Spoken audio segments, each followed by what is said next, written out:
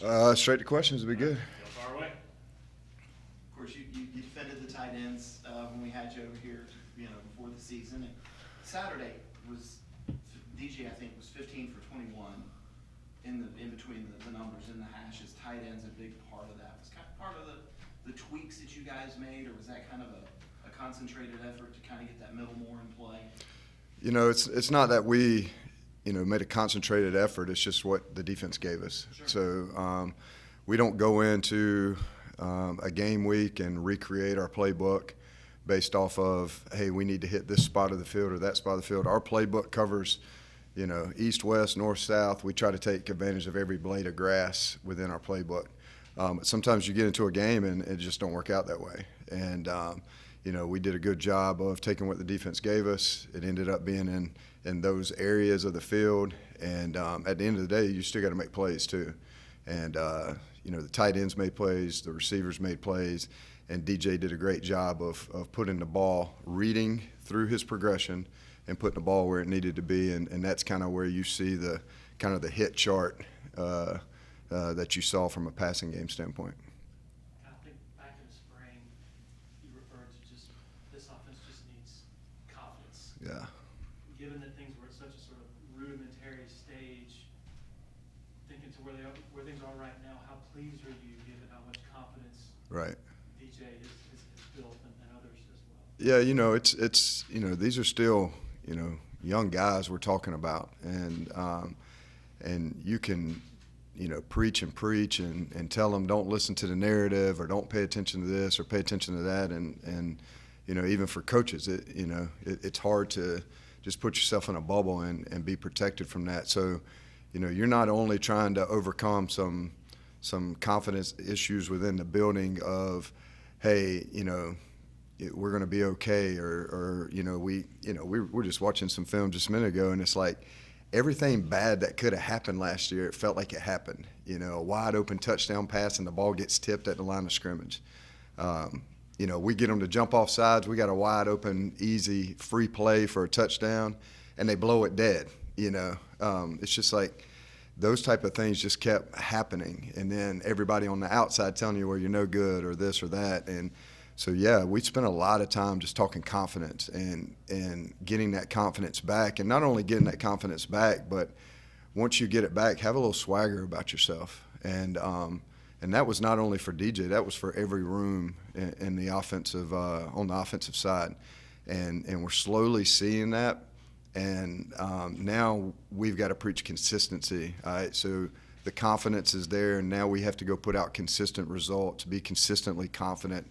So that's kind of the next step in this. But, yeah, I'm happy that they've listened to all the coaches and support staff in regards to we got the pieces of the puzzle. We just needed to started putting the puzzle together. And don't worry about the pieces of the puzzle that's on the floor. We'll pick them up and start putting them together. And that's kind of where we are right now. Is there any way to generate confidence without having the results match that? Is there any way that you can kind of get those guys to buy into what you're telling them until they actually go out on the field and do it? Yeah, I mean, you can practice all you want and you can talk all you want, but at the end of the day, it's a results business, and they got to go do it on the big stage, especially at Clemson.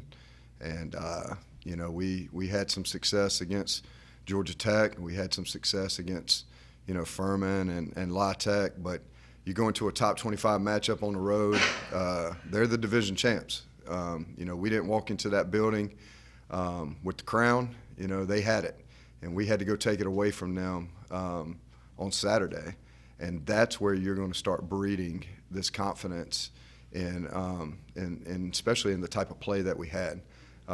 We got up to a fast start, and we didn't put our foot on their throat. And that was the challenge on the sideline, is let's take this thing away from them right now. And we didn't do that. And that's something that we can build off of.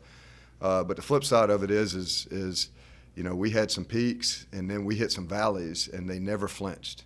Offensively, they were on the sidelines ready for the next drive. And whether that drive went good, whether it went bad, it didn't matter. They were ready for the next drive. And at the end of the game, they knew they were going to have to make a play to win the football game.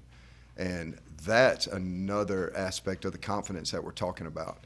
And you can only get that from playing in a game And you can only get it at that level that we need it to be at to go win championships, playing in those type of games. And that's what's going to take place here on Saturday night here in the Valley against NC State. Is that the best the wide receivers have put together a solid four-quarter effort in last year, this year?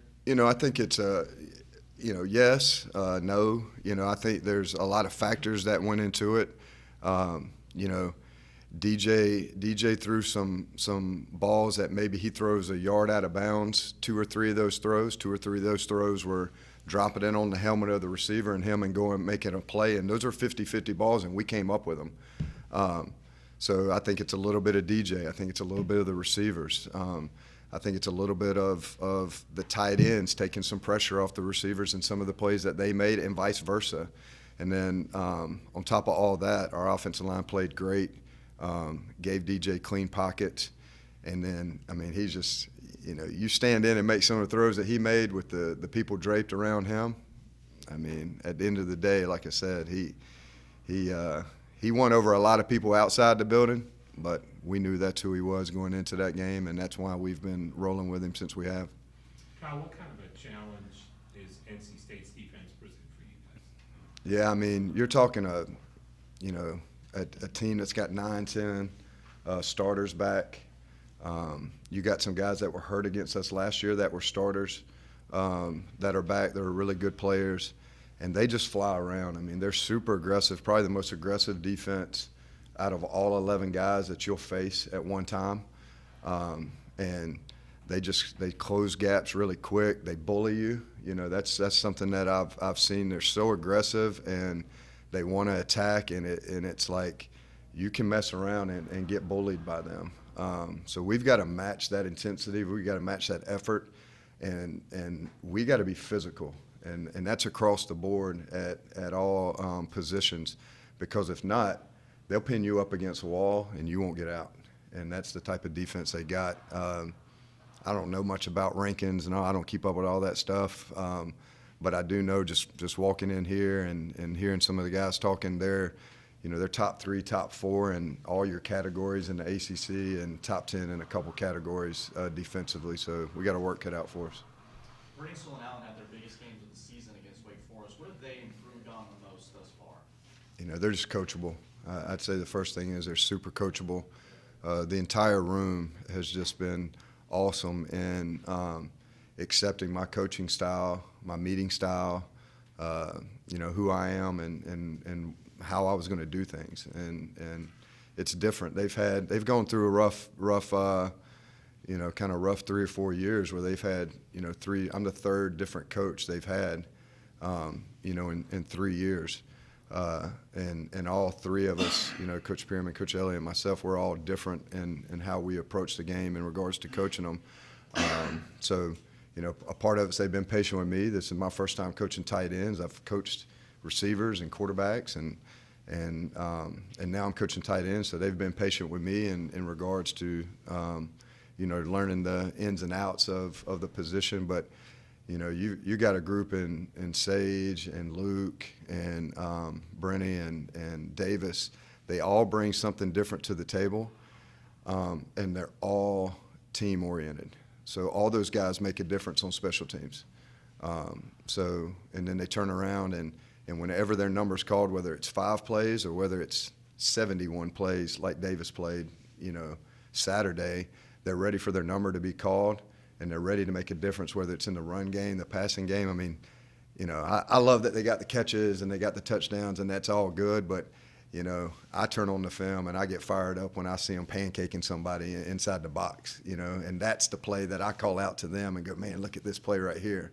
Well, wait a second, what about Twitter blew me up over here on this play? Yeah, well, Richardson tweet, I don't know, is blowing you up on this play. I don't know all that social media stuff. I was trying to come up with something cool right there, like Rich Chat. Rich Chat is blowing you up on this play right here because I love that you put that dude in the dirt and I can't see him anymore. Those are the things I get fired up about. Or we're out in space and we're making blocks and Shipley's coming off our butt, or Moff or Pace is coming off our butt and turning a 4-yard gain into a 10-yard gain. But I like the other side of it too, where they get rewarded with some of those, shinier, playmaking. plays. But, you know, they've just done an unbelievable job, all four of them, of being super coachable and just coming every day as professionals. They come into the meeting room, and there's no junk. They come in there, and it's just like, all right, Coach, what do we got to do? What do we got to fix? You know, what's next?